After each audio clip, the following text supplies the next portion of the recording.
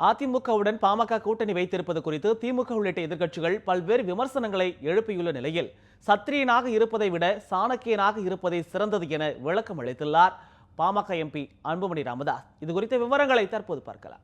பாமகவின் முக்கிய தலைவர்களில் ஒருவராக இருந்த காடுவெட்டி குரு நாம் எல்லாம் சத்திரியர்கள் என்ற வார்த்தைகளை பாமகவின் கூட்டங்களில் அதிகம் உச்சரித்து வந்தார். இப்போது அதிமுகவோடு வைத்த கூட்டணிக்கான விளக்கத்தில் சத்திரியனாக இருப்பதை விட சாணக்கியனாக இருப்பதே சிறந்தது என அன்புமணி ராமதாஸ் பேசியிருக்கிறார்.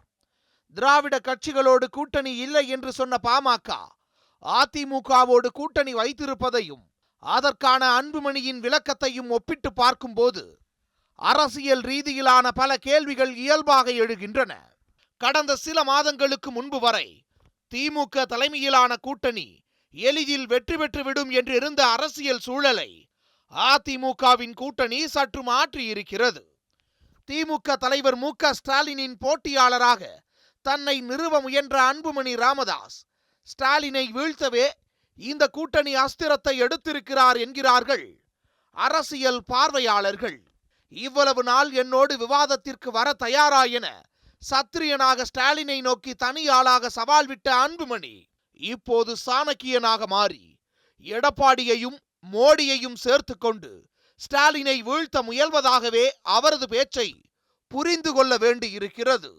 எங்களுக்கு போதிய அங்கீகாரம் இல்லை என்ற அன்புமணியின் கருத்தையும் சாணக்கியனாக மாறுவது குறித்த பேச்சையும் ஒப்பிட்டால் பாமகவிற்கான அங்கீகாரத்தை பெறுவதுதான் சாணக்கியத்தனமா என்ற கேள்வியும் வருகிறது.